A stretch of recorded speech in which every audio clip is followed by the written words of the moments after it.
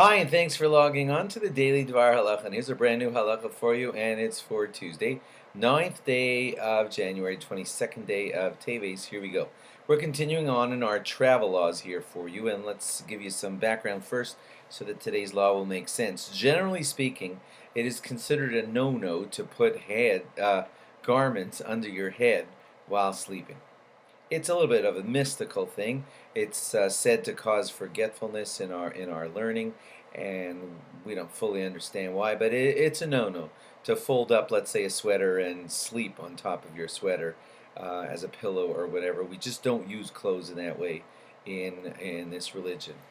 Same thing, by the way, if it's someone else's sweater, you don't fold up a piece of clothing and then use it as your pillow.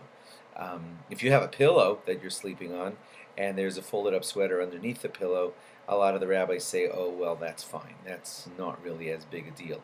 And if you're just kind of resting your head sideways, it's going to affect plane travel in just a second when we get to that. So if you're resting your head sideways and there's just a sweater there kind of propping up your head, that's considered okay too, because that's not like really sleeping on your folded up garment.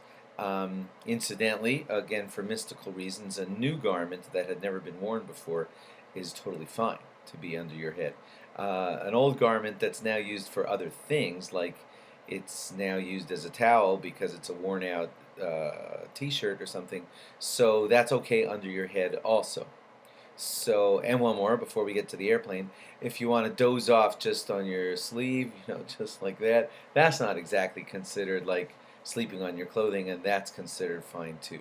So when you're on an airplane and you just feel like you just need that extra scrunch under your head just to make you a little more comfortable, and you want to fold up your sweater and put that behind your head, so that's okay if you're just dozing off on the airplane, because that's not like a full-fledged sleep like going to sleep on a bed.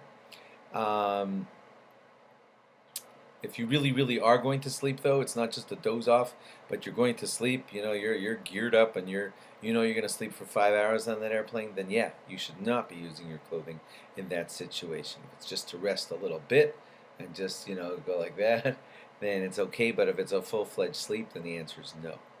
If the garment is hanging on a hook, and so it's basically like it's not totally under your head, it's hanging elsewhere, but your head will just lean back on it, then we consider that totally okay. Now on to other halachas, and these are the halachas about eating on an airplane. Jews wait, a lot of Jews wait 6 hours between eating fleischiks and then eating milchiks afterwards. So on an airplane, same rule applies. And you got to watch the clock carefully, especially since time zones are changing. If they serve you a fleishik meal, then you got to wait 6 hours, if that's the amount of time you wait, a full 6 hours, until you eat dairy after you've been fed a meat meal.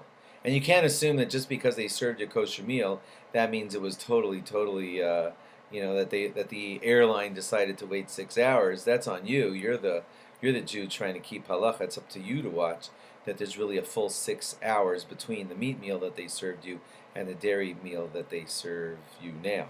Again, don't assume just because they're serving you kosher meals that means the people serving it to you are waiting 6 hours. And incidentally, the little bit of sleep that you did in between the two meals, that doesn't really affect the timing. You can't say, well, I slept, so it's like a whole new thing because I took a long nap in between.